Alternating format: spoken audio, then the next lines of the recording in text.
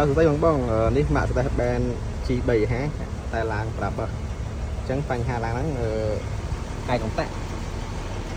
នេះកុំតាក់កញ្ចក់អានេះកុំតាក់នេះគឺ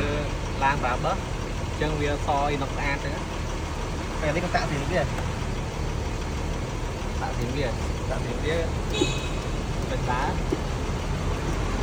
បាទហើយនេះកែគឺយើងយកបតអាចាស់នៅនេះទេតែបើកុំតាក់ចុះយើងយកពីនេះវិញបាទទីចាស់នេ